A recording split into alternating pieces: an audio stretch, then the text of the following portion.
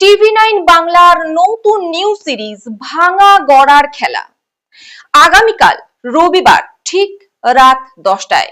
চোখ রাখুন টিভি9 বাংলায়। কলকাতা হোক বা দিল্লির ঠিকানায় বসে মমতা বন্দ্যোপাধ্যায় চোখের সামনেই দেখলেন দলটা তার হাত থেকে বেরিয়ে গেল।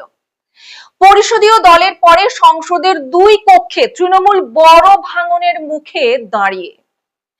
দেওয়াল লিখন স্পষ্ট, রাজনীতি সম্ভাবনার শিল্প, কিন্তু ক্ষমতা হারিয়ে তৃণমূল নেত্রী যে এমন সম্ভাবনার মুখে পড়তে পারেন তা রাজ্য কেন দেশের রাজনীতিও কল্পনাতেও আনতে পারেনি।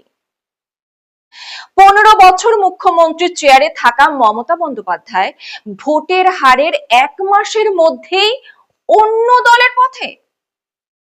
সোনিয়ার সঙ্গে দীর্ঘ বৈঠকের ফলাফল কি?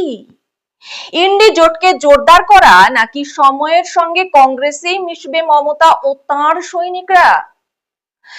9 দশকে কংগ্রেসের অন্দরে এক প্রকার বিদ্রোহ করে নিজের দল গড়েছিলেন মমতা বন্দ্যোপাধ্যায়। রাজ্যের মানুষের কাছে নিজেকে সিপিএম এর বিকল্প হিসেবে তুলে ধরেছিলেন। সেই দলই আজ দিকে দিকে ডিম আর গোবরের শিকার। মমতা বন্দ্যোপাধ্যায় কি আজ বড়ই একা? কি ভবিষ্যৎ মমতা বন্দ্যোপাধ্যায় নেতৃত্বাধীন তৃণমূলের? উত্তর খুঁজতেই বিশেষজ্ঞদের মতামত ও গ্রাউন্ড জিরো রিপোর্টিং সমেত টিভি9 বাংলার নতুন নিউ সিরিজ ভাঙা গড়ার খেলা আগামীকাল রবিবার ঠিক রাত 10টায়। চোখ রাখুন টিভি9 বাংলার পর্দায়।